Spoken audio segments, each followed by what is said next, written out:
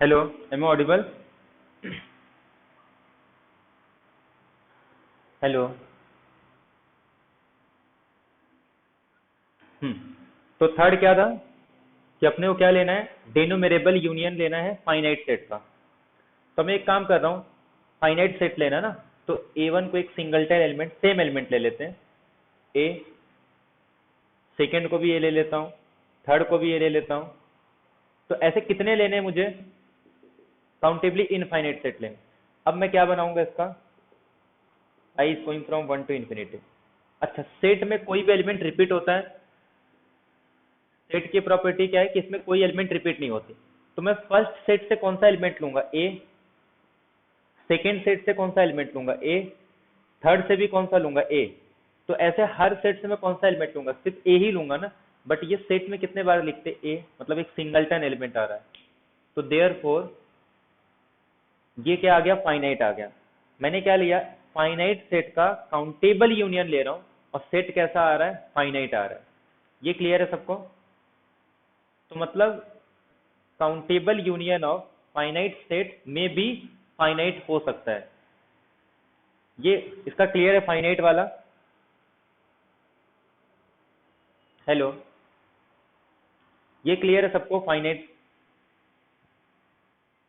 अब देखेंगे कि काउंटेबली इनफाइनाइट। अब मैं एक सेट ले रहा हूं ए वन, इसके पास मान लेते हैं एलिमेंट ए वन से लेके कुछ ए एन वन तक है। ये एन वन कुछ नंबर होगा। ए टू के पास जो एलिमेंट है वो ए वन ए टू से लेके कुछ ए एन टू तक है। ये जस्ट नंबर है, मतलब इसके पास कुछ एन वन होंगे, इसके पास वन से लेके कुछ एन टू होगा। ऐसे ए थ्री के पास कुछ ए वन से लेके ए एन थ्री तक होगा। अब ये खत्म हो रहा है, कैसे एंड चलते जाएंगे। अब मुझे क्या लेना है, इसका काउंटेबल यूनियन लेना है, मतलब I is going from one to infinity. अब मैं इसको नंबरिंग दे रहा हूं, इसको दे देता हूं बी वन बी टू। कहां तक जाएगा ये, बी एन वन तक जाएगा। फिर ये सेकेंड का लेता हूं, इसको मैं देता हूं b n one plus one, b n one plus two. ऐसे कहां तक जाएगा ये, b n one plus n two. फिर उसके बाद ये थर्ड वाले को दे देता हूं b n one plus n two plus one. ऐसे लास्ट में कहां तक जाएगा ये, b n one plus n two plus n. But ये एंड हो रहा है क्या? और ये सारे एलिमेंट सपोज डिस्टिंक्ट है, ये भी डिस्टिंक्ट, अगर कुछ सेम भी होंगे तो भी कुछ फर्क नहीं पड़ता, उसको हटा देंगे हम लोग, क्योंकि फाइनाइट को रिमूव या इनफाइनाइट को भी हम लोग रिमूव या ऐड कर सकते हैं। बट ये कभी एंड हो रहा है, क्योंकि ये चलते जाएगा ना कंटिन्यूस से, फिर लेंगे फिर ऐसे, तो ये कितने एलिमेंट हो जाएंगे, काउंटेबली इनफाइनाइट। तो therefore countable union of finite set, क्योंकि इसमें सारे सेट फाइनाइट है, लेकिन जब मैं इसका काउंटेबल यूनियन ले रहा हूं तो वो कैसा आ रहा है, एक इनफाइनाइट सेट आ रहा है। ये क्लियर है सबको? हाँ, ये ऐसे ही हम लोग रैशनल नंबर को ऐसे ही बनाते हैं। रैशनल नंबर जो है ना, वो एक सिंगल एलिमेंट से जनरेट होता है। मतलब हम लोग सिंगलटन एलिमेंट का जब काउंटेबल यूनियन बनाते हैं ना, तो उससे क्या बनता है, रैशनल बनता है। और ये बाद में हम लोग प्रूव भी करते हैं कि अगर एक सिंगलटन सेट है और हम लोग उसका मतलब ये काउंटेबल इन उसका काउंटेबली इनफाइनाइट यूनियन लेते हैं ना, तो वो क्लोज सेट होगा, इसके बारे में हम लोग कुछ नहीं कह सकते। वो एक स्टेटमेंट होता है ना, finite union of close set is finite, लेकिन arbitrary union of close set need not be close. तो वही कॉन्सेप्ट यूज करते हैं, इसमें सिंगलटन एलिमेंट ले लो या फिर फाइनाइट भी लेंगे तो भी चलेगा। इसका यूज करके हम लोग एक रैशनल नंबर बना सकते हैं कुछ फाइनाइट नंबर्स का यूज करके। तो रैशनल नंबर कैसा है, क्लोज नहीं है, लेकिन हर एक फाइनाइट सेट कैसा होता है, क्लोज होता है। बल्कि सिंगल सेट से ही बना सकते हैं। उसका रीजन क्या है कि हम लोग रैशनल काउंटेबल है, और जो चीज काउंटेबल होता है उसको हम लोग सीक्वेंस के फॉर्म में लिख पाते हैं। तो ऐसे क्या करेंगे, फर्स्ट एलिमेंट को मैं ए वन दे दूंगा, सेकेंड को ए टू, और उसको एक सेट में लिखते हैं, और उसका जब काउंटेबल यूनियन लेंगे ना तो पूरा रैशनल नंबर बन जाता है। तो वहां से वो प्रॉपर्टी आती है कि arbitrary union of close set need not be close. Clear है सबको ये थर्ड वाला? फोर्थ वाला तो सिंपल है, सेकेंड वाले के जैसा। जैसे हम लोग रैशनल को प्रूव किए थे, ऐसे उसको ही प्रूव कर सकते हैं कि अगर मुझे काउंटेबली ऐसे डेन्यूमरेबल यूनियन लेना है डेन्यूमरेबल सेट का। जैसे मैं एक सेट ले रहा हूँ, इसके पास एलिमेंट कैसे होंगे, A11, इसको मैट्रिक्स के फॉर्म में लिख देते हैं। ऐसे A2 क्या होगा, A21, A22, ऐसे ये भी चलते जाएगा। ऐसे A3 क्या होगा, A31, A32, ऐसे कंटिन्यूसली चलते जाएगा। ना तो ये एंड होगा, सेट भी डेन्यूमरेबल, अरे सेट के अंदर नंबर ऑफ एलिमेंट भी डेन्यूमरेबल, और ऐसे नंबर ऑफ सेट ये भी कितने होंगे, डेन्यूमरेबल। तो यानी कि जब मैं इसका काउंटेबल यूनियन लूंगा तो इसको कैसे करेंगे, इस तरीके से, मतलब इसको नाम दे दूंगा कुछ B1, इसको दे दूंगा B2, B3, B4, B5, B6, ऐसे कंटिन्यूस चलते जाएगा। ये कभी एंड नहीं होगा और ना ही ये एंड होगा। तो ये भी क्या आ जाएगा, काउंटेबली इनफाइनाइट। तो चारों स्टेटमेंट क्लियर किए हम लोग कि finite union of finite set is finite. Second क्या था, finite union of denumerable set is denumerable. Third statement क्या था कि denumerable union of finite set finite और डेन्यूमरेबल। और लास्ट में क्या पढ़े कि denumerable union of denumerable set is denumerable. और सबको मिला के एक फाइनल स्टेटमेंट बनता है, वो ये वाला जो अपना मेन स्टेटमेंट था। इन सबको प्रूव करने के बाद डायरेक्टली हम लोग ये बोलते हैं कि आप कोई भी काउंटेबल यूनियन लो, काउंटेबल सेट का वो हमेशा काउंटेबल होता है। और एक चीज मैं क्लियर कर दे रहा हूं, अनकाउंटेबल यूनियन करके कुछ होता ही नहीं है। हाँ, तो ये क्वेश्चन कभी मत करना कि अनकाउंटेबल यूनियन भी होता है। तो ऐसा कोई कॉन्सेप्ट नहीं है जिसमें हम लोग बोले कि किसी सेट का अनकाउंटेबल यूनियन लेना है। तो यूनियन हमेशा डिन्यूमरेबल या काउंटेबल ही होता है, किसी सेट का अनकाउंटेबल यूनियन करके ऐसा कुछ नहीं है। क्लियर है सबको ये? अगर सेट काउंटेबल है, मतलब सेट के पास जो नंबर ऑफ एलिमेंट काउंटेबल है ना, तब तो वो वैसे ही काउंटेबल आ जाएगा।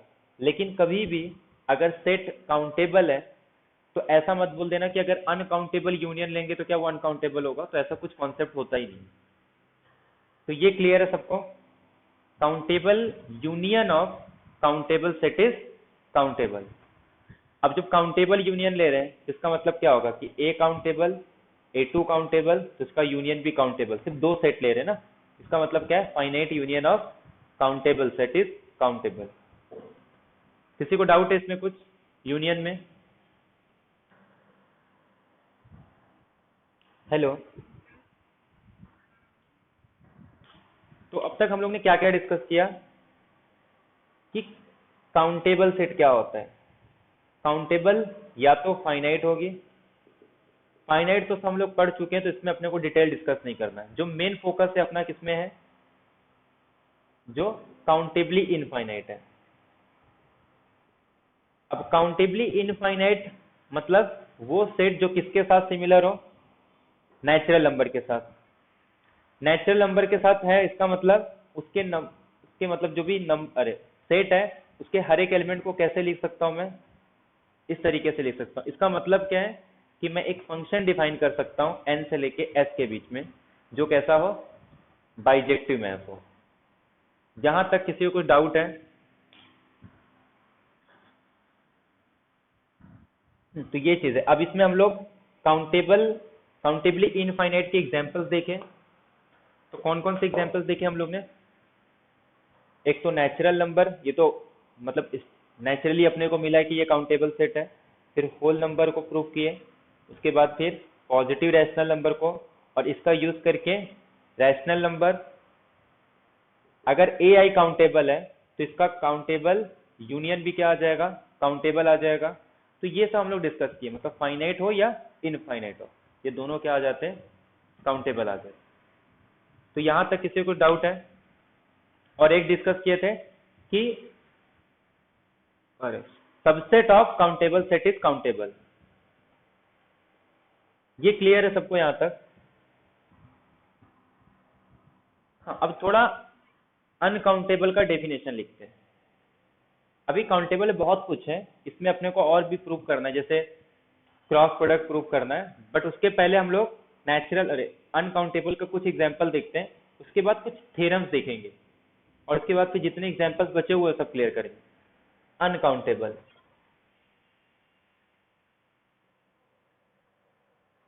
अनकाउंटेबल का डेफिनेशन क्या है? जो काउंटेबल नहीं है उसको क्या बोलेंगे? अनकाउंटेबल।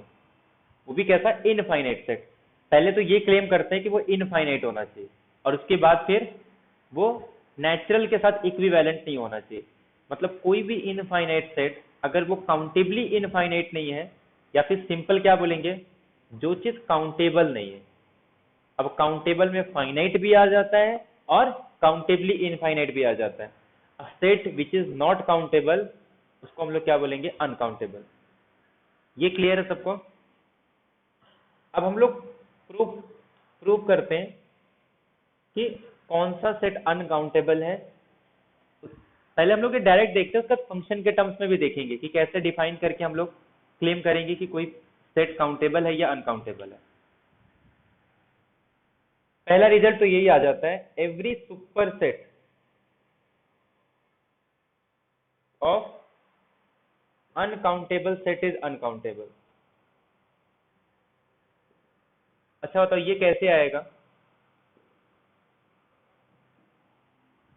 ये ट्रू स्टेटमेंट है, every super set of uncountable set is uncountable. कैसे प्रूव करेंगे इसको?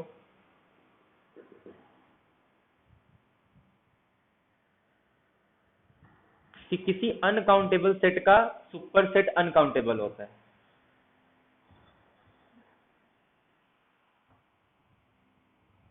क्या आइडिया कैसे, मतलब कैसे प्रूव करेंगे?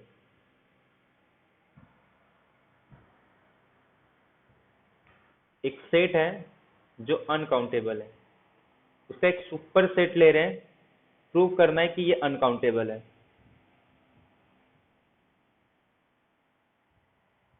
Super set of set is uncountable, कैसे प्रूव करेंगे इसको? क्या जस्ट लॉजिक बताओ, सिंपल सा लॉजिक है, वही जो इसके पहले प्रूव करके है ना काउंटेबल में, जस्ट उसी का यूज करना है। सपोज काउंटेबल है, अच्छा मान लेते हैं काउंटेबल नहीं, अरे अनकाउंटेबल नहीं, काउंटेबल नहीं, तो प्रॉब्लम क्या होगा इसमें?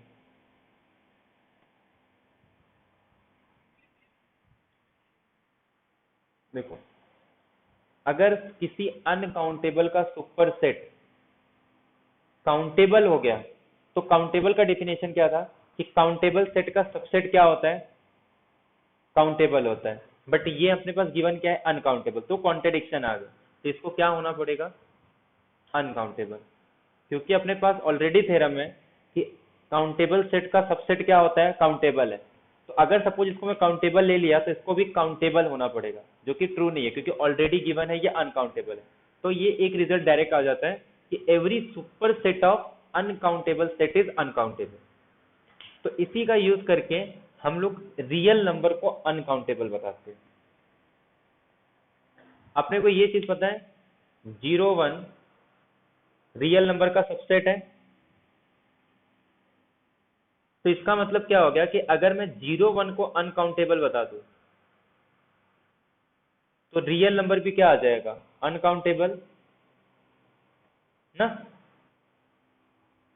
तो देखो बहुत तरीके हैं रियल नंबर को अनकाउंटेबल बताने के, मतलब अलग अलग तरीके से प्रूव करते हैं बहुत।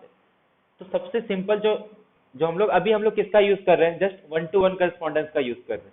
तो यहां से ये एक डायरेक्ट रिजल्ट आ जाता है कि जस्ट अपने को 0 1 को अगर मैं अनकाउंटेबल बता दूं ना, तो रियल नंबर अनकाउंटेबल आ जाता है। और सिंपल लॉजिक क्या यूज करना है, क्योंकि 0 1 अनकाउंटेबल अगर प्रूव करते हैं तो सुपर सेट है रियल नंबर, तो रियल नंबर भी क्या आ जाएगा? अनकाउंटेबल आ जाएगा। अब मैं क्या कर रहा हूं, एक पर्टिकुलर एग्जांपल ले रहा हूं, 0 1। मैं 0 1 को क्या प्रूव करूंगा? ये अनकाउंटेबल है। ठीक है, मैं इसको प्रूव करता हूं कि ये अनकाउंटेबल है। तो सबसे पहले तो क्या प्रूव करना पड़ेगा? ये इनफाइनाइट सेट है ना। सबसे पहले क्या क्लेम करेंगे कि ये एक इनफाइनाइट सेट है, और उसके बाद फिर हम लोग इसको प्रूव करेंगे। अगर ये इन देखो, इसके पास पॉसिबिलिटी क्या हो सकता है? ये फाइनाइट सेट हो। तो पहले तो क्लेम करेंगे कि इनफाइनाइट सेट है। अब इनफाइनाइट है तो उसकी पॉसिबिलिटी क्या होगी? या तो वो काउंटेबली इनफाइनाइट होगा, और अगर काउंटेबली इनफाइनाइट नहीं है तो वो अनकाउंटेबल होगा। तो अब देखो क्या करेंगे इसमें, एक मैं मैप डिफाइन कर रहा हूं नेचुरल नंबर से लेके 0 1 तक, s f of x is equal to 1/x, या फिर f of n is equal to 1/n, ऐसे डिफाइन कर सकता हूं मैं। कोई दिक्कत है इसमें? इसका हर एक एलिमेंट यहाँ पे 0 1 में रहेगा ना। एक काम करो, अगर नहीं हो रहा है तो उसको क्लोज इंटरवल पे लिख सकते हैं,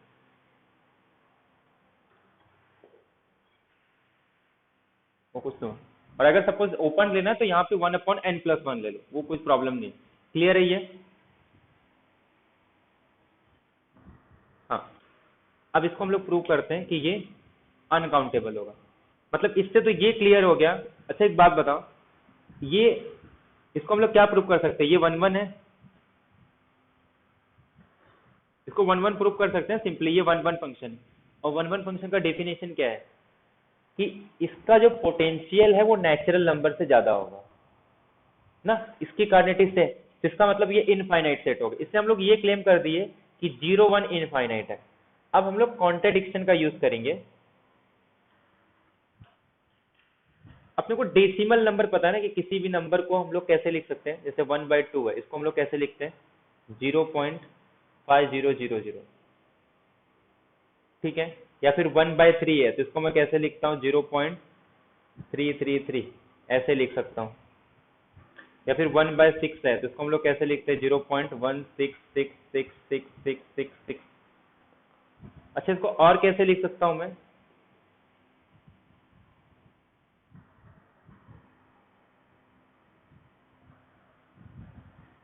या फिर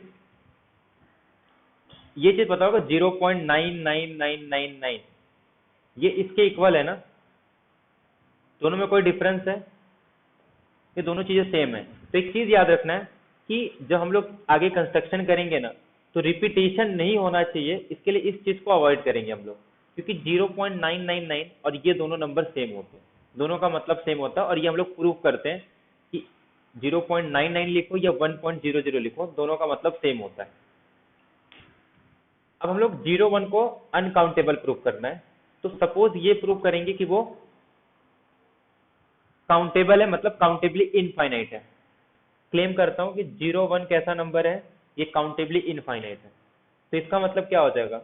इसको मैं ऐसे सीक्वेंस के फॉर्म में लिख सकता हूं। यही प्रूव करके आए ना हम लोग कि कोई भी सेट अगर काउंटेबली इनफाइनाइट है तो उसको इस तरीके से लिखा जा सकता है, A1 A2 A3 A4। कोई दिक्कत है इसमें? ऐसे लिखेंगे। अब देखो A1 कैसा नंबर होगा? 0. इसको मैं कुछ मैट्रिक्स कैसा लिख रहा हूँ, A11 A12 A13 ऐसे। और जिसमें A1 A2 A3 है ना, ये किसको बिलोंग करेंगे? 0 से लेके 9 तक, इसमें से कोई एलिमेंट होंगे। ऐसे ही मैं A2 ले रहा हूँ, इसको लिख सकता हूँ A21 A22, और ये भी किसमें से बिलोंग करेंगे? 0 से लेके 9 तक। ऐसे में A3 बना रहा हूँ, ये आ जाएगा 0 A31 A32, ये इस तरीके से लिखूंगा। फिर ऐसे ही आएंगे। और इसका मतलब इसमें सारे के सारे नंबर आ जाने चाहिए, क्योंकि अगर कोई भी सेट काउंटेबल है तो उसके हर एक एलिमेंट को ऐसे लिख सकता हूँ, मतलब ये सारे एलिमेंट आ जाएंगे। ये क्लियर है सबको ये क्या लिख रहा हूं मैं? क्योंकि 0 1 है ना, इसके हर एक एलिमेंट को इस फॉर्म में लिख सकते हैं। ये समझ में आया सबको? Decimal representation. अब मैं क्या करूंगा, इसको प्रूव करूंगा कि ये जो मैंने लिखा है ये मेरा एजम्पशन रॉन्ग है। कैसे? अगर ये काउंटेबल है तो मतलब इसके सारे नंबर इसमें आ जाने चाहिए। मैं एक नया नंबर बनाऊंगा जो इसमें नहीं है, मतलब एक नया नंबर कंस्ट्रक्ट करेंगे जो मेरे इस कलेक्शन में नहीं आ रहा है। तो इसका मतलब क्या आ जाएगा? वो कॉन्ट्रडिक्शन आ जाएगा, क्योंकि मैंने पहले क्लेम किया कि अगर ये काउंटेबल है तो इसके हर एक एलिमेंट को ऐसे लिख सकते हैं। और अगर मैं एक नया नंबर ढूंढ लूं जो इस रिप्रेजेंटेटिव, मतलब ये नंबरिंग में नहीं रहेगा, तो इसका मतलब जो मेरा क्लेम है कि ये काउंटेबल है वो कॉन्ट्रडिक्शन आ जाएगा। अब कैसे नंबर करेंगे वो देखो। मैं एक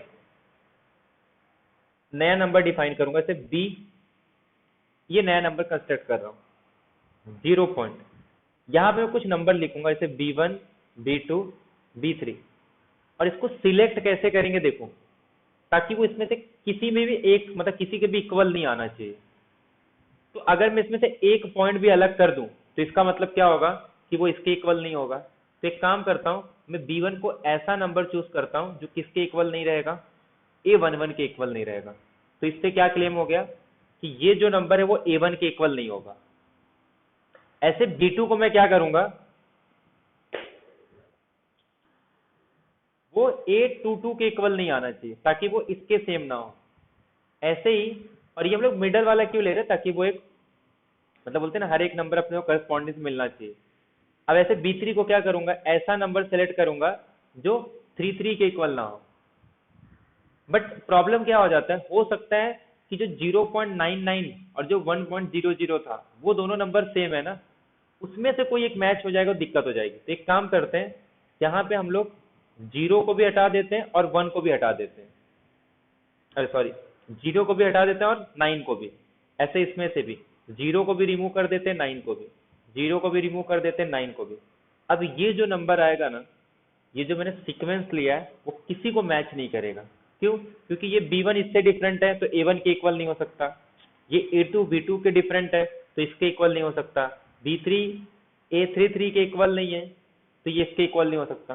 तो ऐसे A4 हो A5 हो, उसके अकॉर्डिंग मैंने एक ऐसा नंबर किया है जो मेरे इस सीक्वेंस में नहीं आ रहा है।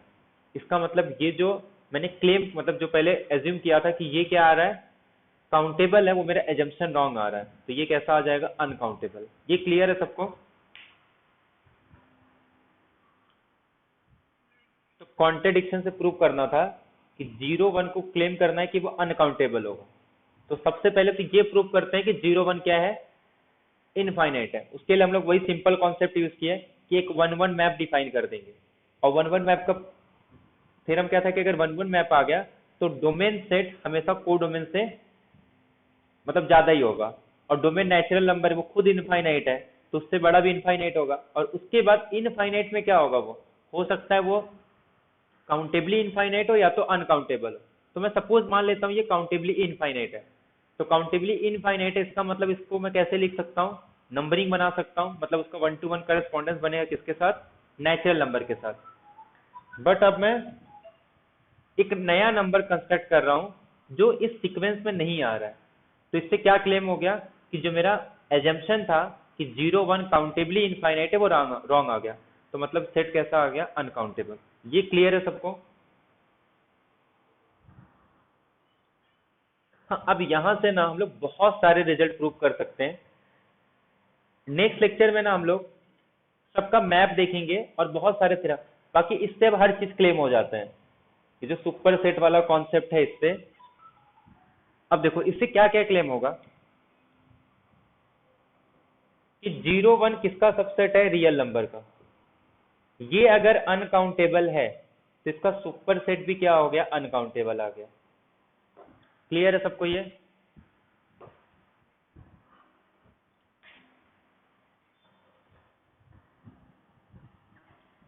मतलब 0 1 अगर अनकाउंटेबल है तो रियल नंबर अनकाउंटेबल होगा।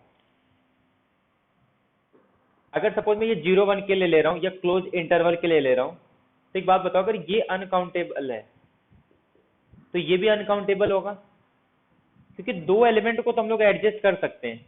0 1 तो ऑलरेडी है, तो मैं नंबरिंग जब दूंगा तो इसको कुछ Z1 दे दूंगा, इसको Z2, और बाकी सबको एज इट इज लिख दूंगा। तो ये भी क्या आ जाएगा, ये भी दोनों आपस में इक्विवेलेंट हो जाएंगे। तो इसके पास भी सेम नंबर ऑफ एलिमेंट है। या फिर इन जनरल कोई भी इंटरवल ले लूं मैं, a b, where a is suppose less than b, कोई भी दो नंबर ले लूं, ये इक्विवेलेंट हो जाता है रियल नंबर के। इस सबको हम लोग फंक्शन के थ्रू प्रूव करेंगे, एक एक 1 1 मैप डिफाइन करेंगे। बट जस्ट आइडिया ले ले इसको कैसे क्लेम करते हैं। ये पूरा रियल लाइन है और ये मेरे पास एक इंटरवल है ए बी। अब एक काम करते हैं, इस ए बी को हम लोग ऐसे लिख देते हैं। मैं एक सेमी सर्कल बनाता हूं, बोलते नहीं, कोई भी इंटरवल उसको बेंड करके ऐसे बना सकते हैं ना। जैसे कोई एक इंटरवल दिया है, हम लोग उसको बेंड करके ऐसे एक सेमी सर्कल बना सकते हैं, और ये सपोज मेरा सेंटर है। तो स्टोन कोड थ्योरम क्या कहता है, जस्ट मुझे क्या चाहिए, हर एक रियल नंबर के लिए इस इंटरवल पे एक पॉइंट चाहिए। तो मैं क्या करूंगा, सेंटर से और इसके किसी भी पॉइंट के बीच में एक लाइन ड्रॉ करूंगा। मुझे इसके लिए एक पॉइंट मिल गया, तो यहाँ पे सपोज मुझे A1 मिल रहा है, तो ये इसके लिए B1 मिल रहा है। कोई भी पॉइंट ले लूं, मैं इसको जस्ट ज्वाइन कर दूंगा, तो इसके हर एक पॉइंट के लिए यहाँ पे मिलेगा। ये पॉइंट ले लूं, इसके लिए एक पॉइंट मिल गया। यहाँ पे एक पॉइंट ले लूं, इसको ज्वाइन कर दूं, इसके लिए एक पॉइंट मिल गया। ये तो सपोज इस वे में हो गया। अगर रिवर्स करेंगे तो कहीं जाके एक पॉइंट मिलेगा। एक काम करता हूं, इसके लिए देखता हूं, तो ये एक पॉइंट मिल गया। इसके लिए देखते हैं, यहाँ के हर एक पॉइंट के लिए यहाँ पे एक इमेज है, और यहाँ के हर एक पॉइंट के लिए यहाँ पे एक इमेज है। मतलब 1 to 1 करस्पॉन्डेंस बन रहा है ना किसी भी ए बी के लिए। और हाँ, हम लोग इसमें ना एंड पॉइंट को इंक्लूड नहीं कर रहे हैं, क्योंकि एंड पॉइंट के लिए इन्फिनिटी स्टेट चले जाएगा ना, तो बाद में हम उसको एडजस्ट कर सकते हैं। ए बी को हम लोग अलग से एडजस्ट करेंगे। तो ओपन इंटरवल किसके इक्विवेलेंट हो गया, पूरे रियल लाइन के इक्वल हो गया। ये क्लियर है सबको? तो मतलब एक छोटा सा इंटरवल ए बी भी, उसके पास भी उतने ही नंबर ऑफ एलिमेंट है जितने कि पूरे रियल नंबर पे। बट ये चीज यहाँ पे नहीं रुकती। ये कॉन्सेप्ट कुछ ऐसा रहता है, जैसे कितना भी छोटा इंटरवल ले लो। जैसे मैंने एक छोटा सा इंटरवल ले लिया, ये हो सकता है 0.001। हेलो,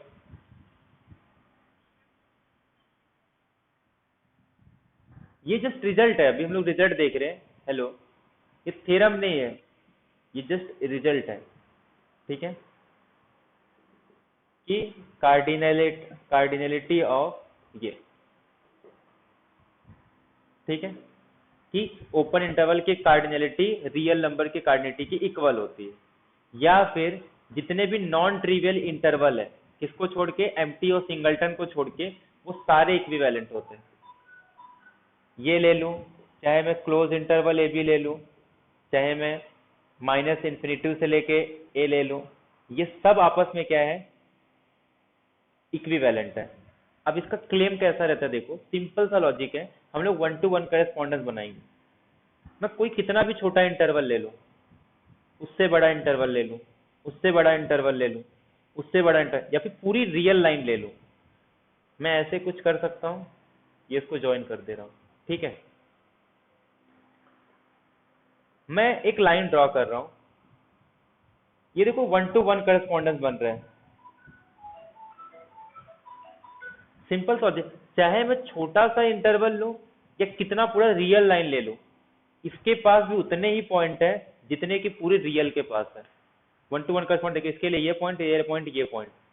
तो ये सपोज कोई ए बी होगा, ये उससे बड़ा इंटरवल है, ये उससे बड़ा इंटरवल है, तो सारे इंटरवल आपस में क्या होते हैं, इक्विवेलेंट होते हैं, सिर्फ किसको छोड़ के, एम्प्टी और सिंगलटन को छोड़ के, क्योंकि इसके पास कोई एलिमेंट नहीं है और इसके पास एक एलिमेंट है। तो कोई भी ऐसा एलिमेंट में ए लेस देन बी हो, ये हमेशा आपस में इक्विवेलेंट होते हैं। ये क्लियर है सबको?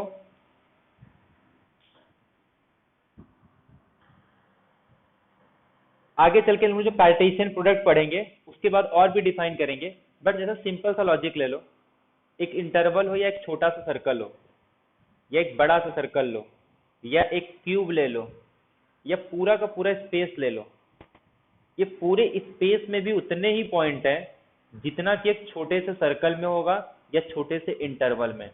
सबके पास सेम नंबर पॉइंट है, क्योंकि स्पेस को कोई भी पॉइंट है, जैसे स्पेस का किसी भी पॉइंट पे हम लोग क्या कर सकते हैं, एक एक के साथ इक्विवेलेंट बना सकते हैं। और इसको डिफाइन कैसे करेंगे, ये अगर इक्विवेलेंट है, आगे चल के हम लोग जो कार्डिनल नंबर का अरिथमेटिक पढ़ेंगे, इसका भी जो कार्डिनल नंबर सी ही आता है। तो इसके पास जितने एलिमेंट है वो इतने पास होंगे, और ये क्या है, आर स्क्वायर, मतलब ये पूरा प्लेन आ जाएगा। ऐसे 3 लेंगे तो आर क्यूब आ जाएगा, पूरा स्पेस। तो पूरे स्पेस में कितने नंबर ऑफ एलिमेंट है, जितने के रियल नंबर में। और एक रियल नंबर में कितने एलिमेंट होते हैं, जितने के एक छोटा सा छोटा, अगर मैं ऐसे भी लेना 0.000001 लास्ट में रखूं और 0.000002 रखूं, ये बहुत छोटा एलिमेंट है, मतलब बहुत छोटा इंटरवल है। फिर भी इसके पास और पूरे आर क्यूब के पास पूरे स्पेस में भी उतने ही पॉइंट है जितना कि छोटे से इंटरवल में। समझ में आ रहा है सबको ये? मतलब जैसे मैं खाली इतना लिख दूं ना, बस ये क्या एकदम छोटा सा ऐसे भी खाली एक कर्व बन जाएगा। इस कर्व के पास उतने ही नंबर ऑफ पॉइंट है जितने के इस पूरे ब्लैक बोर्ड पे है। इस पूरे ब्लैक बोर्ड पे उतने ही पॉइंट है जितना कि पूरे स्पेस में पॉइंट है। नंबर ऑफ पॉइंट उतने ही रहते हैं। जैसे सिंपल सा इसमें कॉन्सेप्ट कैसा रहता है, जैसे मैं ये वैसे बड़े बड़े बुक ले रहा हूँ, ये नंबर कितना है 4, मैं छोटे छोटे बुक लूँ तो इसके साइज पे डिपेंड नहीं करता है, ये इसके साथ करस्पॉन्डेंस बन जाएगा। तो यही चीज है। हाँ, रियल नंबर को अगर फंक्शन से बताना है ना, तो बहुत सारे मैप है। जैसे क्या करते हैं, पहले तो हम लोग ये क्लेम करते हैं कि जितने भी इंटरवल होते हैं वो आपस में इक्विवेलेंट होते हैं। जैसे एक तो ये हम लोग क्लेम करते हैं कि जितने भी ए बी होंगे ये इक्विवेलेंट होते हैं। अरे सी डी, इसके लिए एक फंक्शन डिफाइन करते हैं, मैं ज्योमेट्रिकली बता देता हूँ। फंक्शन भी डिफाइन कर सकते हैं, ऐसा कुछ है नहीं इसमें। अपने को पता है लाइन का स्लोप कैसे रहता है, ये लाइन का स्लोप है, तो इसी का जस्ट यूज करते हैं हम लोग। तो ये आ जाता है डी माइनस सी अपॉन बी माइनस ए एक्स माइनस ए प्लस सी, ये ऐसे डिफाइन करेंगे। अच्छा, इस पे ए पुट करो तो आंसर क्या आएगा, सी आ जाएगा। और जब इस पे बी पुट करोगे ना तो बी माइनस ए कैंसिल, सी से सी कैंसिल, आंसर क्या आ गया, डी आ गया। तो ये मैप क्या होता है, 1 1 भी होता है, ये ऑन टू मैप भी होता है, क्योंकि एक लाइन का मैप है। ये स्लोप रहता है, ये अपना इनिशियल पॉइंट है, और सी को ये साइड लेके आ जाओ। पता है ना, y minus y naught is equal to m into x minus x naught, तो उसका यूज करके ये बनाते हैं। ये 1 1 भी है, ऑन टू भी है, तो सारे इंटरवल आपस में इक्विवेलेंट हो जाते हैं, कि कोई भी इंटरवल ले लो वो इक्विवेलेंट है। तो इसके बाद इसका मतलब ये हर कोई भी दो इंटरवल आपस में इक्विवेलेंट है, तो इसका मतलब ये किसके साथ इक्विवेलेंट हो जाएगा, -π/2 और π/2 के साथ इक्विवेलेंट हो जाएगा। ठीक है, और -π/2 और π/2 ये किसके साथ इक्विवेलेंट है, रियल के साथ। क्यों, क्योंकि एक मैप डिफाइन कर सकते हैं हम लोग। कैसा, एक मैप डिफाइन कर रहा हूँ, इंटरवल -π/2 से लेके π/2 तक, मतलब रियल नंबर तक। F of x is equal to 10x, ये लाइन वाला क्लियर हुआ ना, इसको क्लेम कर सकते हैं कि ये क्या है अपने पास 1 1 ऑन टू रहता है। अब ये देखो, -π/2 से लेके π/2, और ये प्लस -π/2 से लेके +π/2,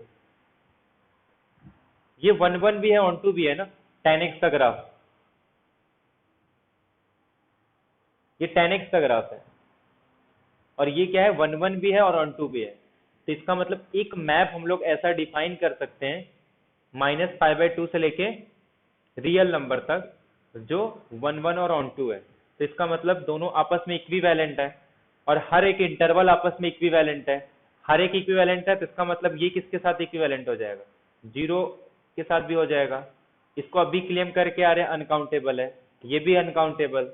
ये किसके साथ हो जाएगा, रियल नंबर के साथ इक्विवेलेंट, तो ये भी अनकाउंटेबल आता है। तो ये ऐसे क्लेम करते हैं बाय यूजिंग फंक्शन। ये हम लोग देखेंगे कि बहुत सारे ऐसे फंक्शन है, जैसे अगर 0 1 से लेके 0 1 पे डिफाइन करना है, जैसे किसी भी इंटरवल पे डिफाइन करना है, जैसे ये पहले क्लेम करना पड़ता है कि 0 1 के साथ हर इंटरवल क्या है। ये माइक बंद करो ना, कौन है ये, हेलो, माइक बंद करो ना, माइक।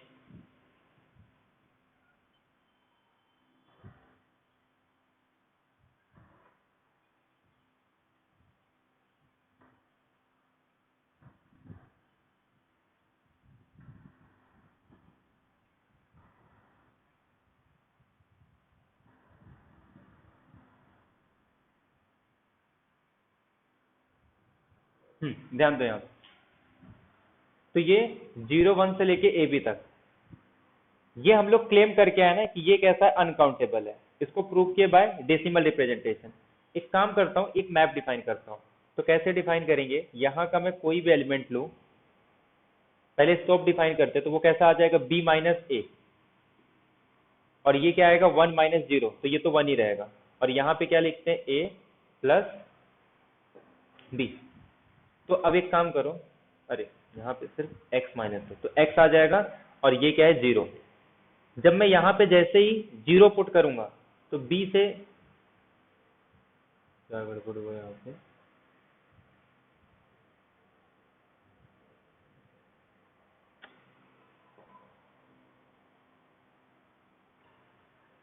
जब हम लोग अपने को क्या चाहिए, पहले a चाहिए ना, तो ये x माइनस ए, b माइनस ए ऐसे।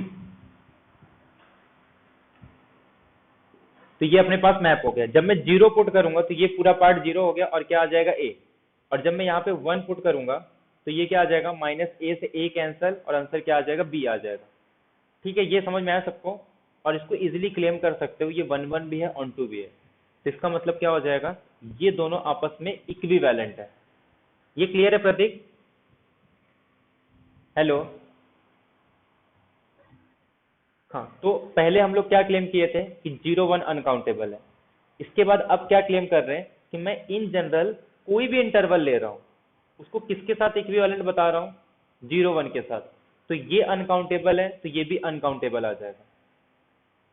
अब ये अनकाउंटेबल है, फिर उसके बाद हम लोग ने क्या क्लेम किया कि ए बी के साथ मैं कोई भी इंटरवल ले लूं तो वो भी आपस में क्या आ रहा है, इक्विवेलेंट आ रहा है। इसके लिए भी हम लोग मैप डिफाइन कर दिए कि डी माइनस सी अपॉन बी माइनस ए एक्स माइनस ए प्लस सी, ऐसे मैप डिफाइन कर। तो ये भी मैप जब मैं डिफाइन करूंगा किसके लिए, ए बी से लेके सी डी तक, तो इसको भी क्लेम कर सकते हैं ये 1 1 ऑन टू है, सिंपल लाइन है तो 1 1 ऑन टू सब आ जाता है। तो ये भी कैसा आ गया अपने पास, इसका तो सारे इंटरवल आपस में इक्विवेलेंट है। और फिर हम लोग ने एक फंक्शन डिफाइन किया माइनस पाई बाय 2 से लेके रियल नंबर तक, tan x मैप, ये आपस में इक्विवेलेंट हो गए। तो पहले ये अनकाउंटेबल क्लेम किए उसको ए बी के साथ, और फिर बाद में क्लेम किए कि कोई भी दो इंटरवल आपस में इक्विवेलेंट होते हैं। तो अगर ये कोई भी दो इंटरवल आपस में इक्विवेलेंट है तो अगर ये अनकाउंटेबल है तो ये भी अनकाउंटेबल हो जाएगा, और अनकाउंटेबल में किसके इक्वल आएगा, इसकी कार्डिनेटी दोनों की इक्वल आ जाएगी, और ये इसके इक्विवेलेंट है। तो इसका मतलब क्या है कि ये दोनों आपस में इक्विवेलेंट हो जाएंगे। तो अगर ये अनकाउंटेबल है तो आर भी अनकाउंटेबल, और दोनों की कार्डिनलिटी भी क्या होगी, सेम होगी। अभी क्लियर है सबको? तो मैप तो हम लोग डिफाइन कर सकते हैं, बट ऐसा हमेशा पॉसिबल नहीं है कि हर एक के लिए मैप मिल जाएगा। ये क्लियर है सबको? हेलो? जल्दी बोलो, मेरे एक्चुअली मेरे को ये ज्योमेट्री बताना था क्योंकि फंक्शन इतना इंपॉर्टेंट नहीं रहता, मेन अपने को समझ में आना चाहिए। ये क्लियर है सबको? अब ध्यान दो, ये ज्योमेट्री किसका मतलब क्या होता है, थोड़ा ध्यान दो। जब मैं ये बोल रहा हूँ ना कि कोई भी दो इंटरवल आपस में इक्विवेलेंट, इसका मतलब क्या है कि मैं यहाँ पे एक ए बी ले रहा हूँ और यहाँ पे मैं एक सी और डी ले रहा हूँ, और जो मैप डिफाइन कर रहा हूँ ना, ये मेरा ए बी और ये मेरा सी डी है। मैंने क्या डिफाइन किया, एक लाइन का मैप डिफाइन किया। तो हम लोग इक्विवेलेंट कैसे बताते हैं, देखो यहाँ से कोई भी पॉइंट लो, इसके करस्पॉन्डिंग में एक पॉइंट ये मिल जाता है। यहाँ से कोई भी एक पॉइंट लो, इसके करस्पॉन्डिंग में एक पॉइंट मिल जाएगा। यहाँ से कोई भी पॉइंट लो, इसके रिस्पेक्ट में एक, मतलब सी डी के हर पॉइंट के लिए मुझे कहाँ एक पॉइंट मिल रहा है, ए बी पे मिल रहा है। और हम लोग ने मैप क्या डिफाइन कर दिया है, यहाँ से यहाँ तक का एक लाइन का मैप डिफाइन कर रहे हैं। और लाइन का मैप अपने को पता है कैसे रहता है, एम एक्स प्लस सी रहता है। तो इसी का यूज करके हम लोग पहले स्लोप निकाल रहे हैं, और ये अपने पास मतलब डेरिवेटिव जो भी स्लोप रहता है, और ये लाइन का इक्वेशन है। ये क्लियर है सबको? बाकी नेक्स्ट लेक्चर में हम लोग और भी देखेंगे, थ्योरम्स वगैरह यूज करके और डिफाइन करेंगे इसको। अभी ये आधा ही कंप्लीट हुआ है, अभी मेन जो है ना, अभी अपने को पूरा डिफाइन करना है कि कार्डिनल नंबर क्या होता है, कॉन्टिन्यूम हाइपोथेसिस क्या होता है।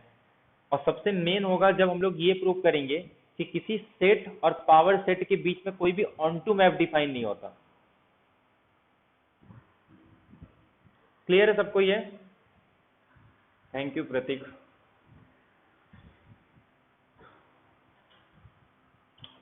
ठीक है, क्लियर है? किसी को डाउट है, क्योंकि लेक्चर एंड हो जाए।